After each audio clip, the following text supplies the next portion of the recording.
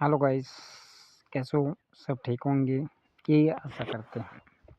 आज साथियों हम बीएसटीसी 2026 का जो एग्ज़ाम होने वाला है, इसके लिए राजस्थान इतिहास के कुछ मोस्ट इम्पोर्टेंट प्रश्न जो छपने वाले उन प्रश्नों की सीरीज शुरू कर रहे हैं। तो सभी साथी जुड़ जाइए। जिस भी साथी को बीएसटीसी की तैयारी करनी है तो ज़रूर जुड़िएगा। चैनल को सब्सक्राइब करें, लाइक करें। तो हम शुरू करते हैं। यह हम आरबीएससी की बुक से प्रश्नों को लेंगे जो कि एजिटिव आपके एग्जाम में छपने की प्रबल संभावना रहेगी साथियों। तो हम प्रश्न की ओर आगे बढ़ रहे हैं। बीएसटीसी 2026 के सभी विद्यार्थियों से निवेदन है कि ज़रूर जुड़िएगा और कुछ ही महीने में आपका एग्ज़ाम होने वाला है, तो ज़रूर जुड़िएगा। हम प्रश्न नंबर 1 लेते हैं साथियों कि कर्नल जेम्स टॉड ने लंदन जाते वक्त किस शिलालेख को समुद्र में फेंक दिया था? तो वो शिलालेख साथियों मानमोरी का शिलालेख है। मानमोरी का शिलालेख हमें चित्तौड़ से प्राप्त होता है और चित्तौड़ से हमें प्राप्त होता है ये शिलालेख, और इसमें मौर्य वंश के बारे में जानकारी प्राप्त होती है क्योंकि चित्तौड़ पर चित्रांगन मौर्य ने यह अभिलेख लिखवाया था जिसमें चित्तौड़ किले का वर्णन भी प्राप्त होता है। साथियों नेक्स्ट जो प्रश्न है वो अपना है किराड़ू के शिलालेख। साथियों नेक्स्ट प्रश्न है अपने किराड़ू के शिलालेख। तो किराड़ू के शिलालेख कहाँ से प्राप्त हुए हैं? तो किराड़ू नामक स्थान बाड़मेर में पड़ता है, तो हमें ये बाड़मेर से प्राप्त हुआ। इसके अलावा मानमोरी शिलालेख वर्तमान में कहाँ स्थित है साथियों विद्यार्थियों? ठीक है, कलकत्ता संग्रहालय यानी मानमोरी शिलालेख जो है वर्तमान में कलकत्ता संग्रहालय में स्थित है क्योंकि ये राजस्थान से संबंध रखता है, लेकिन यह राजस्थान में न होकर के कलकत्ता संग्रहालय में संरक्षित है। इसके अलावा साथियों नेक्स्ट प्रश्न है कि राजस्थान में मलेशों का विनाशक किस शासक को कहते हैं? मलेश कौन थे?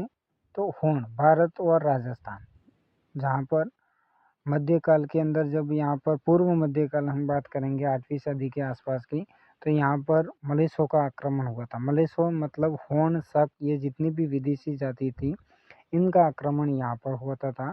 तो उस समय प्रत्यार वंश के शासक नागभग प्रथम महान शासक हुए जिन्होंने इनके आक्रमण को विफल कर दिया था, इसलिए इनको मलेशों का नाशक कहा जाता है। विशेष रूप से याद रखा जाए प्रश्न। साथियों नेक्स्ट प्रश्न है किस इतिहासकार ने राजपूतों को विदेशी संतान माना है? तो कई इतिहासकारों के मध्य जो डिबेट है कि राजपूतों की उत्पत्ति कैसे हुई। कोई कहते विदेशी की संतान है, कोई कहते ब्राह्मणों से हुई है, कोई कहते इस प्रकार से। तो इसमें कर्नल जेम्स टॉड और जैक्सन, ठीक है, ये दोनों ही जो हैं ये राजपूतों का जो उत्पत्ति है वो विदेशी संतान से मानते हैं। नेक्स्ट प्रश्न साथियों जो है वो है कुराडा सभ्यता कहाँ से प्राप्त हुई है? तो कुराडो सभ्यता नागौर से प्राप्त हुई है साथियों, और यह एक लोहा युगीन सभ्यता है। कौन सी सभ्यता है? लोहा युगीन सभ्यता है। कुराडा सभ्यता हमें नागौर से प्राप्त हुई है। विशेष रूप से याद रखा जाए यह अपनी लोहा युगीन सभ्यता है। नेक्स्ट प्रश्न जो है वो है सोनारी सभ्यता कहाँ से प्राप्त हुई है? तो सोनारी सभ्यता झुंझुनू से है। ये भी एक लोहा युगीन सभ्यता है साथियों। ये भी क्या है? ये भी आपकी लोहा युगीन सभ्यता है। कौन सी? ये चुनारी सभ्यता। तो राजस्थान में कुछ प्रमुख लोहा युगीन सभ्यताओं में कुराडा आपने देख लिया नागौर के अंदर है, सोनारी झुंझुनू के अंदर है, जोधपुर है जयपुर के अंदर, नौहा भरतपुर के अंदर। ये प्रमुख सभ्यता है जो लोहा युगीन सभ्यता है। नेक्स्ट प्रश्न है राजवल्लभ नामक ग्रंथ का मुख्य विषय क्या है? जी हाँ साथियों, राजवल्लभ ग्रंथ जो है वो किसने लिखा है? वो लिखा है मंडन ने। किसने लिखा है? मंडन। मंडन कौन था? तो यह महाराणा कुंभा का शिल्पी था और इसने राजवल्लभ ग्रंथ लिखा जिसका मुख्य विषय वास्तुकला यानी भवन निर्माण से जितनी भी कलाएं उसके बारे में जानकारी यहाँ पर आपको मिलती है इस ग्रंथ में। नेक्स्ट प्रश्न असलदास खिसिरी वसनिका के लेखक कौन है? तो असलदास खिसिरी वसनिका किसने लिखी है साथियों? तो ये लिखी है आपके ऑप्शन ए शिवदास गांडव ने लिखी है। इसमें गागवान के शासक असलदास और मांडू के शासक साथियों होशंग शाह के मध्य में जब स्वदेश्वर 23 में यहाँ पर युद्ध हुआ था, इसके बारे में यहाँ पर आपको जानकारी देखने को मिलती है।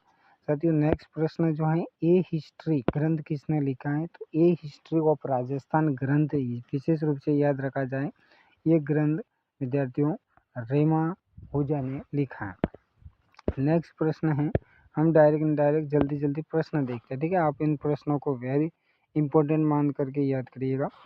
ठीक है, किस राजस्थानी ग्रंथ में अलाउद्दीन खिलजी की जालोर विजय का विवरण मिलता है?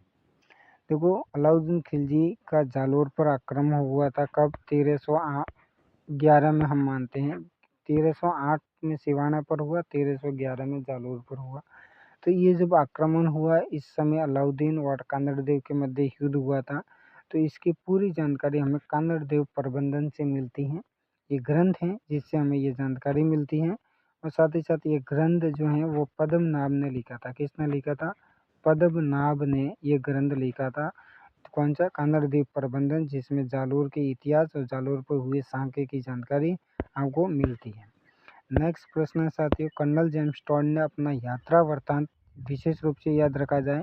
कर्नल, ठीक है, ट्रैवल इन वेस्टर्न इंडिया, ठीक है, ये इनका जो है यात्रा वृत्तांत था। तो ये पुस्तक किसकी है पूछा जाए तो कर्नल जेम्स टॉड की है। यानी कर्नल जेम्स टॉड को हम घोड़े वाला बाबा, और इसको हम जो है राजस्थान में इतिहास लिखने की परंपरा को शुरू किया। ये राजस्थान में इतिहास संग्रह करने का सबसे अधिक काम किसने किया? कर्नल जेम्स टॉड ने किया है। और ट्रैवल इन वेस्टर्न इंडिया इन्होंने एक पुस्तक लिखी थी, ये लॉर्ड विलियम बेटिंग को समर्पित की थी नेक्स्ट समय में इसने। ठीक है, इसके अलावा साथियों नेक्स्ट प्रश्न है, मुगल बादशाह अपनी